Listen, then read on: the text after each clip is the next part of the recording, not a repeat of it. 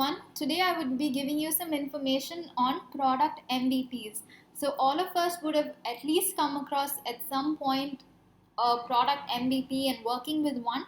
So here's a little bit of information what a product MVP is and how you can build one. So before getting into the product MVP, there's one thing that we need to keep in mind and know about, which is the lean startup. So the lean startup, it's a methodology for building products that aims to reduce the product development lifetime. Okay, so you develop a product with the least time possible. Okay, this is one process that is mentioned in the lean startup. And also you rapidly identify if a proposed product or business model is viable. Okay, so imagine initially you want to take out a business model or product into the market. First you need to understand whether it's going to be viable, whether it's going to be feasible, whether it's going to be a success.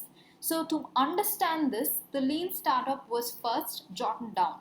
And this was proposed by Eric Rice, who is an American entrepreneur, blogger, and also the author of the book, The Lean Startup. So the very MVP concept derived from the concept of lean startup. So this is the background of lean startup. And if you have heard of lean startup and you do not know what this is, so this is a very small information about lean startups, and because it's from this that MVPs actually were derived.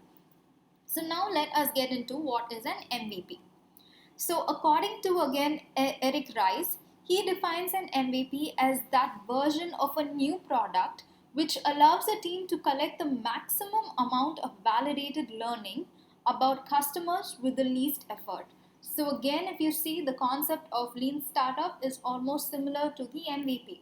So this MVP, as said, it's the version of a new product. It's always the first version of a new product, because once the product is matured, you would never go out with an MVP because you already have a matured product in hand. So always the MVP is, you can say, the first look of the product that you give to the customers. And through this MVP, the team is able to collect the maximum amount of validated learning. Now, why do we say validated learning? Is because you learn from customers, and those customer feedbacks are very, very important to the development and success of the product. So all that learning has already been validated, and it is validated according to the success metrics of your product, because that's exactly what customers want. So that's why we say it's validated learning about customers with the least effort. Because why we say least effort is because we do not develop the entire product and then take it out to the market and then get customer feedback. So with the least effort, with the less time, and with the limited amount of resources and even cost, we are developing an MVP, taking it to customers, getting some feedback, learning through it, and then proceeding. So this is the entire, I can say, the overview and the objective of an MVP. So why build an MVP? So MVP helps you to understand and be sure if your product will be successful and accepted by its users or the customers in the market in a short period of time with less effort. So that's exactly what I said earlier. So MVP helps you to understand and be sure. So once you release your MVP, you get what the customer needs, the feedbacks. You're sure enough that that is what the customer needs, and you can start working on that. So by this initial MVP you push out with a short period of time, you're able to understand and get an idea about whether the product will be successful, whether the product will be used by customers, whether it's actually solving their pain points and actually their problem. So this is why you should build an MVP. The next one is, this can be achieved with giving your customers a working system so that they can play around with the features to help them validate if the application will solve their pain areas and business use case. So rather than you speaking so much about your product, rather than giving a very beautiful picture about your product, customers tend to see and then believe. Okay, so because of this one reason, giving your customers a application, whether it's going to be not fully developed, and even if it's not fully matured, giving them something in their hands to validate, to play around, and to actually check if that is what they need, whether the application is solving their use case and their business use cases, is something that customers would really want to do. Okay, so this is why we give them an MVP and get validation, so that from our end we get validation and feedback, and on the customer's end also, they also know what product is being developed and what solutions are going to be brought to the table. So it's a two end, win-win situation. The next one is the continuation of why to build the MVP. As I said, seeing is believing and assurance is gained from both parties. So as I said, from our end, we get the validation and we know what exactly the customer needs. We get their feedback. So this is one win situation from our end, and an assurance that yes, the customer is actually, interested in the product, and yes, they have given these feedbacks. If done, we would be going into the next product phase and we would be going into development. If you see in the customer end, the customers would also get a product in their hand, and they will also know what product is being developed, and they also would have assurance on their end also. So that's why I say seeing is believing, and there's an assurance that is gained for both parties on both ends. The next one is you not only need feedbacks and checks, but also you gain insights into customers' areas of interest and at the very initial stage of the product development. So the sooner the better. So here if you see, it's not always you develop an MVP to get feedbacks from customers about what is being built.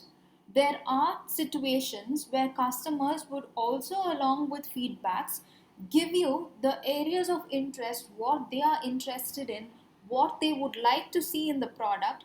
All these is something that you would gain along with the MVP when the customers get the product in hand or come to know about the MVP. So through this, you would obviously get feedbacks about your product. Plus, you would also know what are the areas of interest, what are all the customers are interested in, and you can always plan your product accordingly. So this is another main reason why you develop an MVP. The next one is it saves a lot of time, effort, and also cost. So as I said, rather than building the entire product and then taking it to the market and then understanding that it's really not solving the entire pain points of the customers, or customers are not going to be interested in it, you're taking one sample or one subset of your product and then checking it, validating that hypothesis with the customers, and then you would get a go or hold situation, or you'll get the go, or you'll say okay, this has to be on hold. So all this is done with a limited amount of time, effort, and also cost. So as I said, the next one is it gives an idea if the product must be continued to be developed, or the business model strategy needs to be changed a bit, or the whole idea should be halted. So as I said, based on the feedbacks, based on what you actually get from customers and the responses from the MVP, you would be able to understand whether people are interested in your product, whether you're getting a good success rate, or whether you're getting good feedbacks from customers to build your product. So at that scenario, you would definitely go with the product, developing it. The next scenario is when you slightly have to tweak your business strategy or model in order for that product to be a success in the market. And the third worst case scenario is you, with this feedback, maybe it's really not solving the best use case for customers, it's not actually solving their problems. Through this, you would understand okay, this app is not going to be a real success, you would not have a good customer base and target audience. So as at those scenarios, you would definitely want to stop your project and not move further, because definitely it's going to be a failure. So these are some reasons why you should build an MVP, and what are the advantages you would gain by an MVP. So the next one is some common misinterpretations that people actually have with MVPs. The first one is MVP is just a first look of the product. Of course, it is the first look of the product, but it's not just the first look of the product, okay? you should understand what weightage this MVP has. This MVP is the first look of your product through which people would understand what your product is about, what are the solutions it's going to bring to the table, what type of ease it's going to give to customers, what type of revenue or what type of benefits it will give the customer. All this they need to come to know through this MVP. So you just cannot foresee and just oversee all these things and just say, okay, this is just first look of the product, we don't need to give it a much priority, it doesn't have to be fully matured enough, it doesn't have to be the best looking version of the product. These are some common misinterpretations, because the first look is very important. The first time you need to be clear, you need to be very precise and accurate in how your product is going to function and what it's going to solve. All these are very important. And if you're planning to build a MVP with certain features, then at that time you should never overlook also the basic features that should be in the product. So when you tend to overlook, okay, this is just a MVP, at that time you would try to compromise on the basic features of the MVP, the user experience, or even the product vision itself. You might say your MVP, okay, this is what the product tends to solve, then that won't be the actual intention or the product vision itself. For that time you might create a subset of the product vision thinking it's not really important. But never make a mistake, your MVP is really a very important version of the product, because that's going to bring in feedbacks, it's going to bring in your customer base, it's going to even bring in certain at certain points revenue. Okay, so the next one is MVPs have to be a built product. Okay, this is something really interesting, because I also was under the impression that MVPs have to be a built product until I got to know the example of the use case of Dropbox. So every one of us, we are aware of the Dropbox company, and they were a company who started off an MVP not with a developed product. If you can guess and see, maybe you try guessing what would have been the MVP.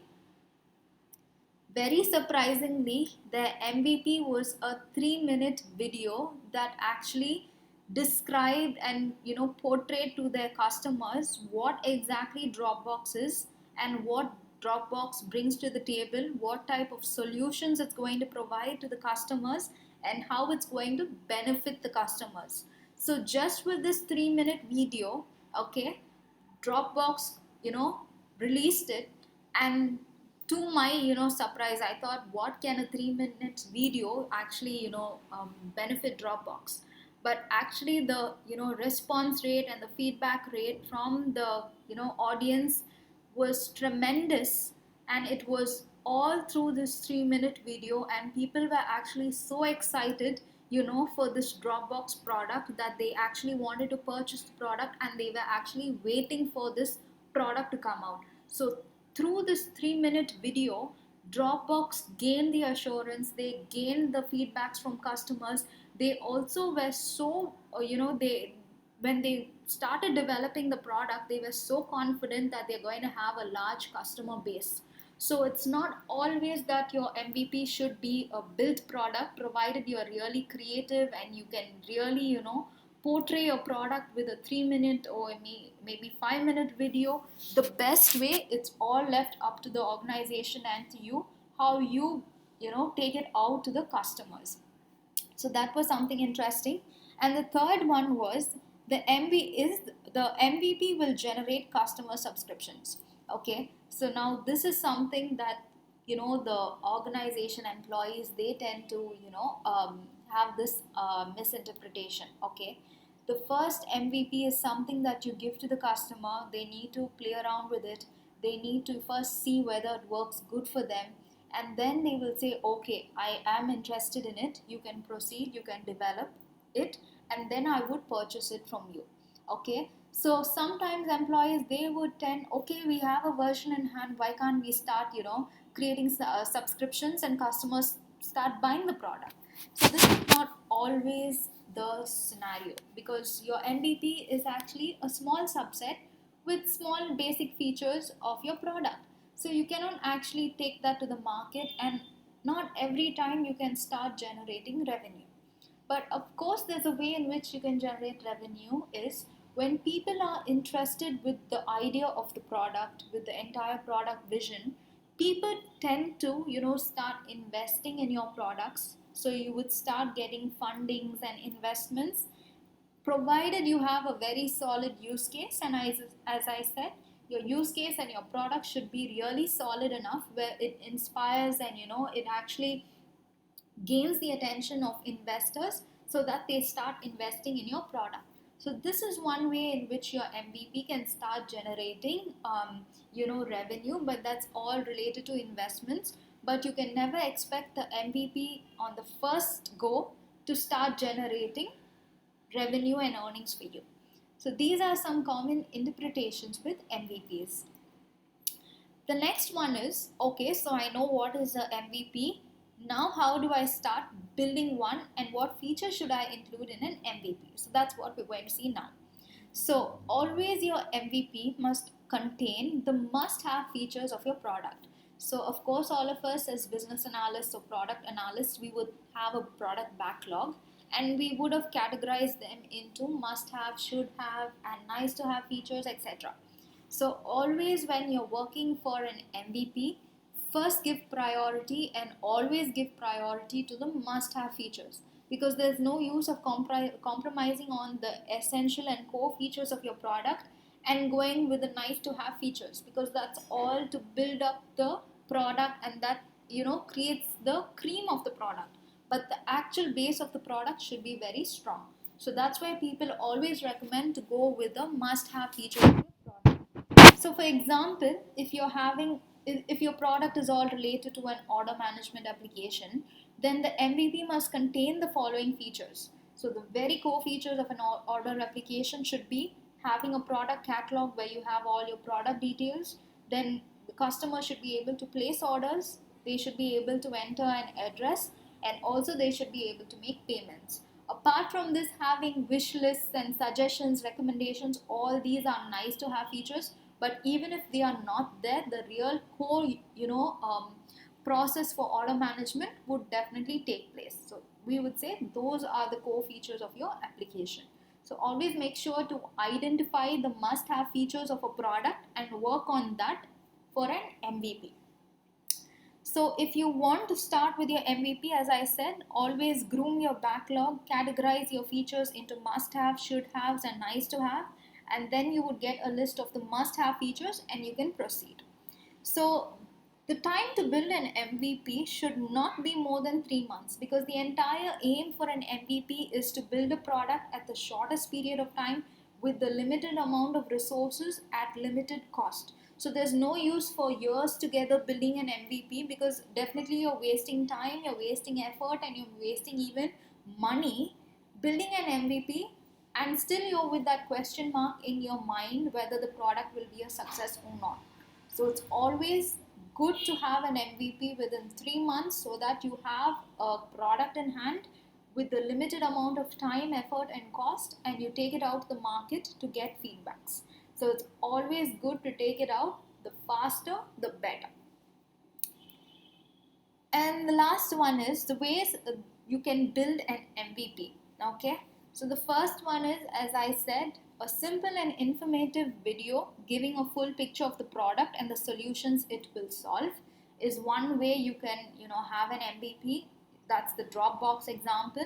The next one is just starting off with only the must-have features of the product and not more. Don't build any other extra features. That's another way you can build an MVP.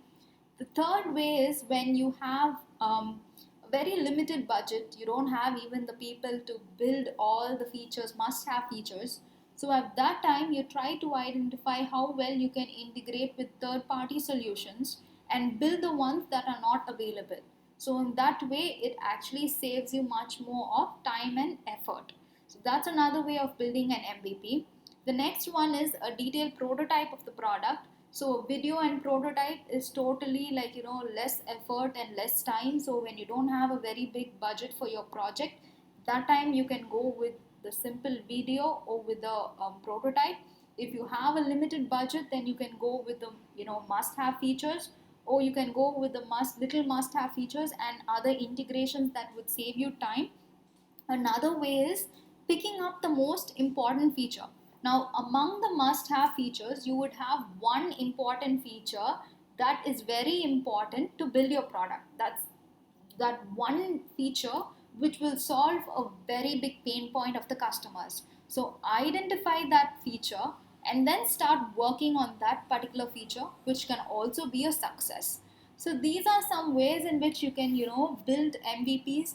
And to give you a little bit of information, many of the companies such as Amazon, Facebook, and Dropbox, all these companies also started off with MVPs. So it's always good working with MVPs, understanding how to build MVPs, and also having an idea of what is the weightage of an MVP and how beneficial it can be to the organization.